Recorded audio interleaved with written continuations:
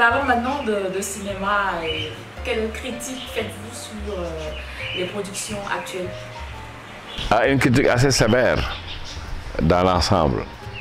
Il y a évidemment de grands cinéastes qui se détachent fondamentalement du lot et qui sont reconnus là aussi sur le plan international.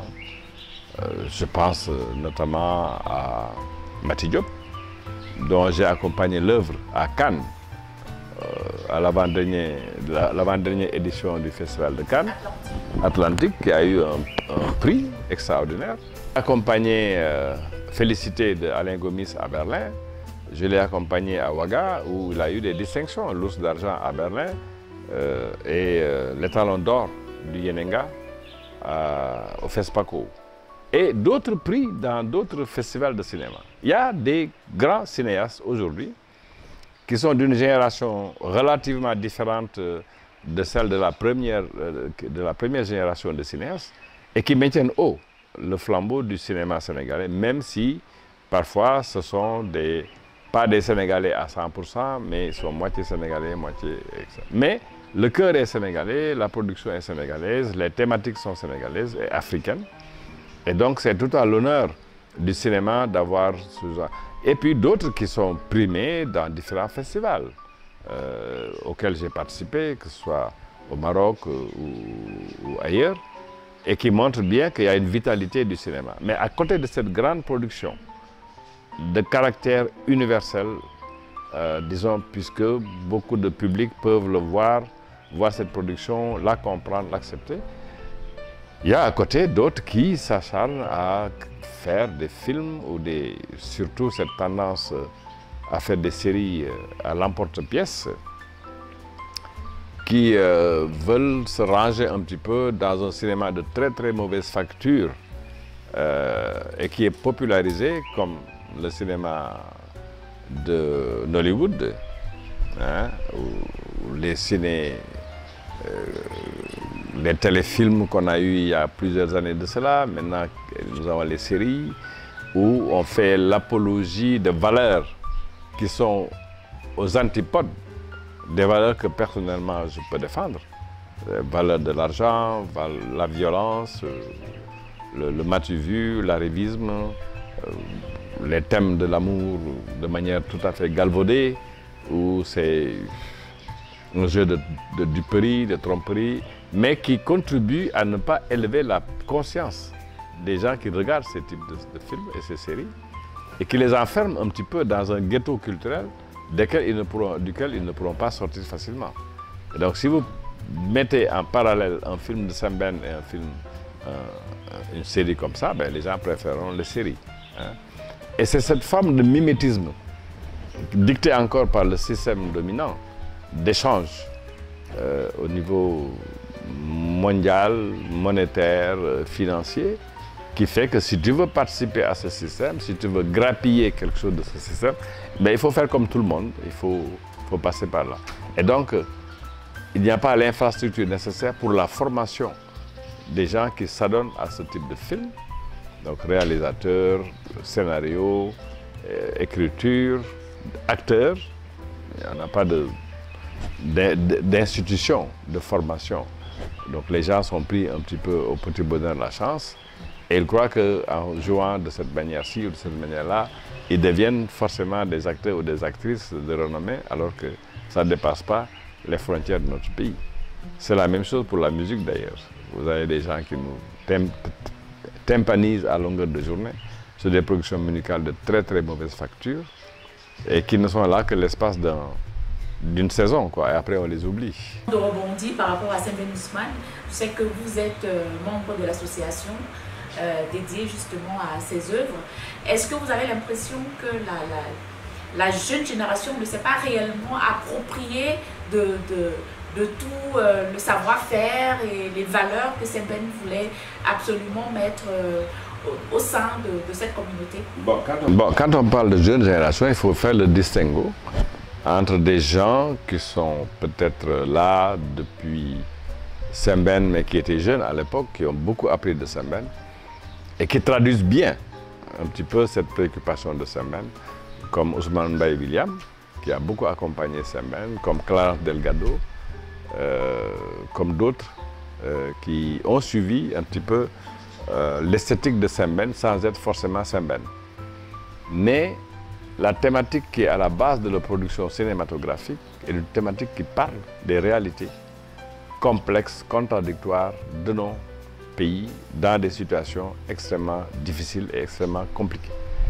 Maintenant, il y a d'autres jeunes qui avouent, moi, quand quelqu'un me dit « j'ai jamais vu un film de Sembène Ousmane » ou de Djibril Diop Mambéty, je me dis « attends, est-ce que je rêve ou est-ce que vous pensez que vous vous êtes réveillé un beau matin, vous avez inventé le 7e art au Sénégal ou en Afrique pour oser, bon, c'est pareil,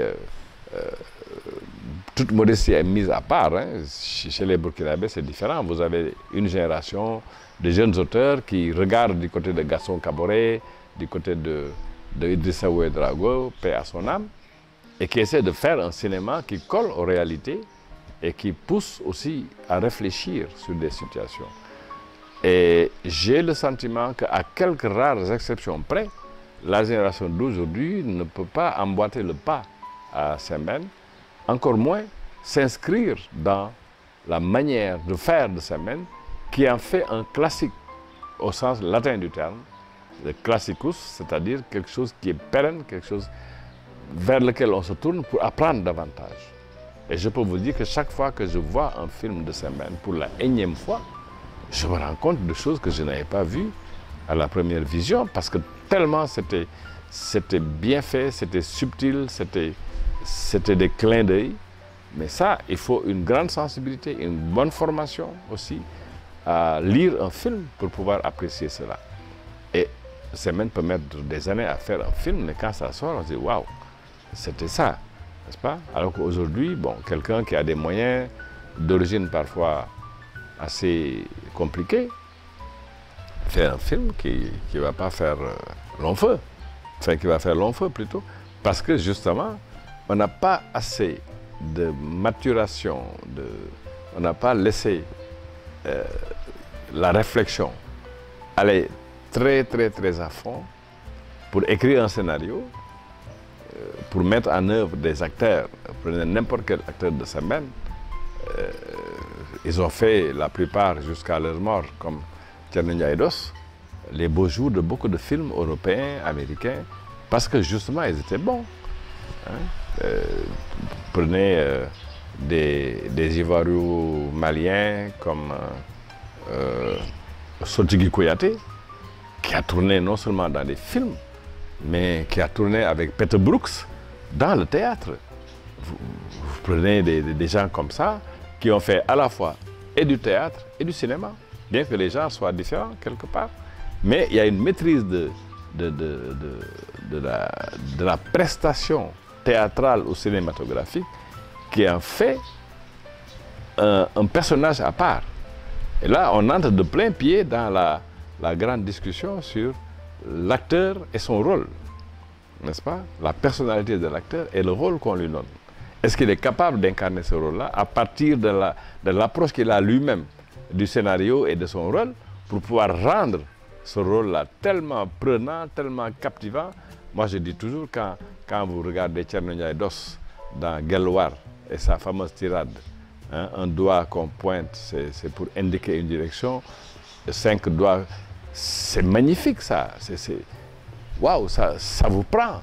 Dire que c'est une direction d'acteur qui est extrêmement difficile, extrêmement prenante, parce que Sembène, sur le plateau de tournage, il est sans concession. On peut le vouer aux gémonies, on peut le détester, mais le résultat est là. Moi, j'ai assisté à quelques scènes de Fatkiné, de Camp de Thiaroye, et je peux vous dire que la direction d'acteur de Sembène, elle est unique. C'est-à-dire qu'il arrive à sortir des tripes, pas seulement l'expression de l'acteur, tout ce qu'il a intrinsèquement à donner pour que ce rôle soit un rôle qui réfléchit à la fois celui qui joue ce rôle et celui qui reçoit ce rôle. Et donc ça, c'est une sensibilité, c'est une connaissance, c'est aussi un projet politique. Et ça, le projet sembénien est un projet politique et idéologique. Je veux donner à voir quelque chose qui n'est pas seulement ce qu'on voit, mais qui va au-delà de ce qu'on voit. Un petit peu ce que je disais tout à l'heure à votre propos sur l'effet miroir. C'est-à-dire que ce rôle est un rôle que je connais, puisque je le vis tous les jours. La pauvreté,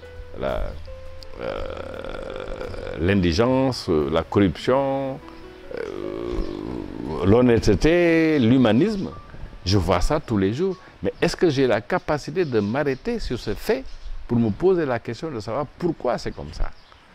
Et ça, c'est encore, comme en littérature, le rapport entre le héros et son personnage, le héros et son réalisateur. Et ça, cette génération-là ne veut pas prendre le temps d'apprendre.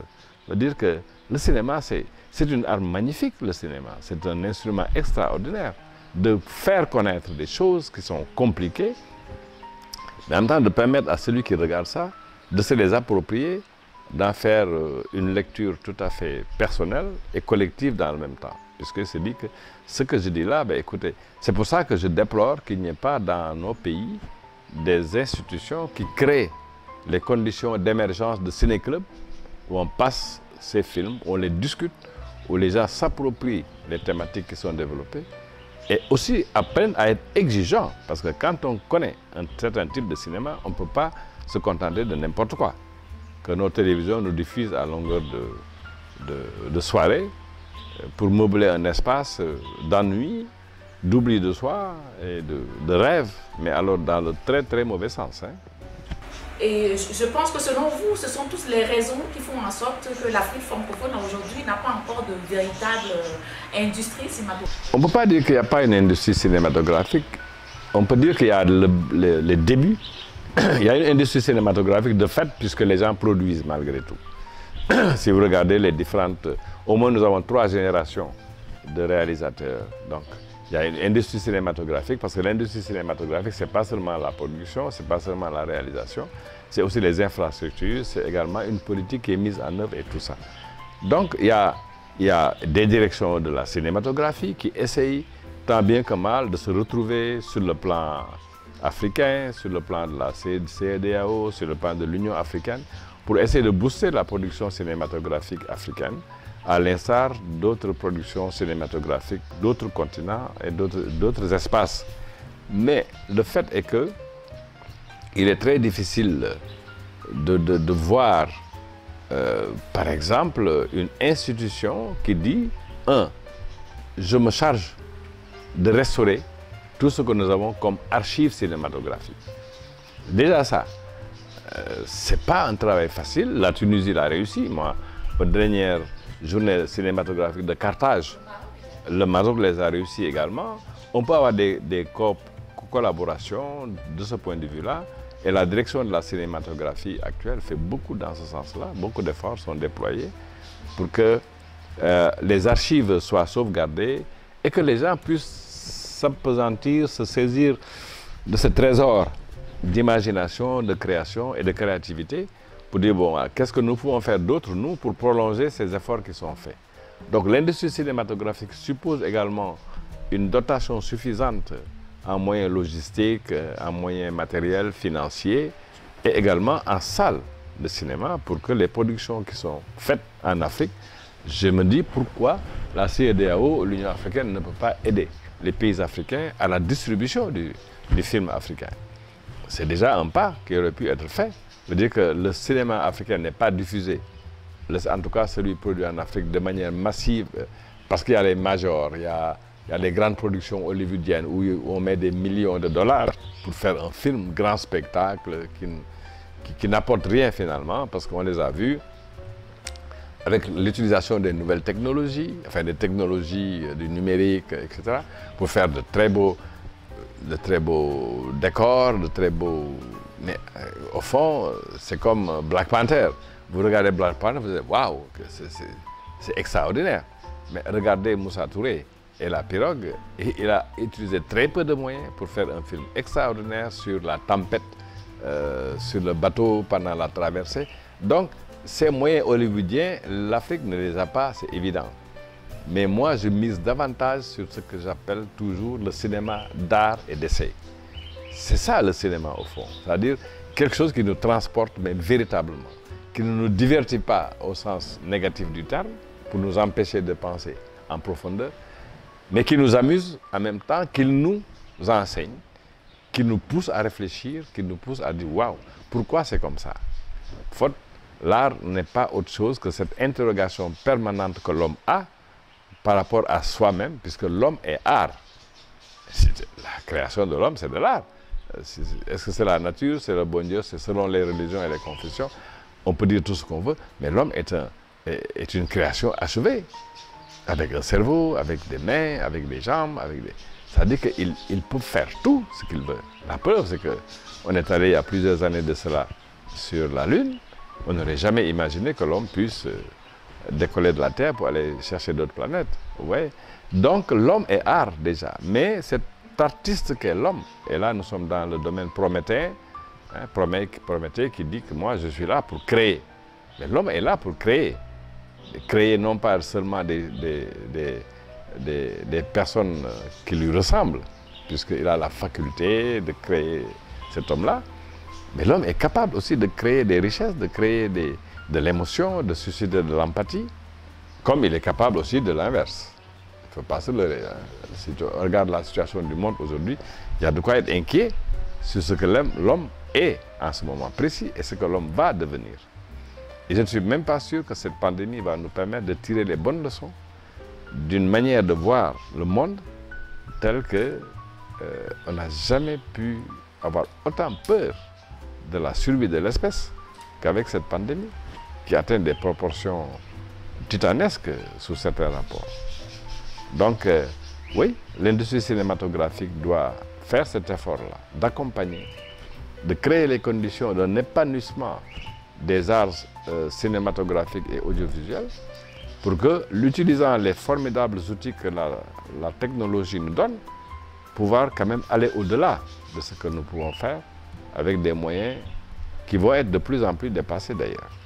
Mais je pense que la sophistication qu'on met parfois dans des productions cinématographiques ne garantit pas forcément la qualité.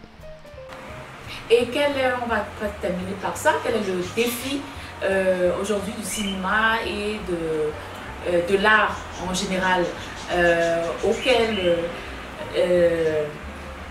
l'Afrique devra faire face justement pour... Le premier défi, c'est d'abord une bonne compréhension de ce que c'est que la culture. Le premier défi, c'est d'abord une bonne compréhension de ce que c'est que la culture. La culture, c'est quoi? Parce que tout ce que vous venez d'énumérer, ce sont des segments de la culture. Ça ne définit pas forcément la culture. Je vous regarde, je peux savoir de quelle culture vous êtes. Au-delà de votre appartenance géographique, de votre appartenance versus nationalité, mais c'est un être humain que j'ai devant moi, qui est chargé d'une culture qui lui est spécifique, qui lui a été donnée par un mode de socialisation par lequel vous êtes passé, et qui fait de vous aujourd'hui ce que vous êtes. Donc vous êtes porteuse d'une culture. Mais cette culture n'est pas que la culture, parce que cette culture, elle est en phase, elle est en mouvement, elle est en brassage, avec d'autres formes de manifestation de culture différentes. Comme je dis souvent, je suis un Sénégalais qui partage la même culture que les Sénégalais, mais nous sommes de cultures différentes. Parce que ce que j'essaie d'apprendre, ce que j'essaie de comprendre, ce que j'essaie de pratiquer, n'est pas forcément ce que le Sénégalais lambda a dans sa tête. Et pourtant, nous sommes obligés d'un point de vue culturel, et même parfois cultuel, de nous fréquenter, de communiquer, d'échanger, de nous enrichir. Si nous sommes conscients que ce contact doit être quelque chose d'enrichissant pour les deux, de faire en sorte que ce que j'ai aujourd'hui puisse me suffire, mais dans la décence, pour que je puisse travailler comme il faut, m'épanouir comme il faut, avoir un sens dans ma vie.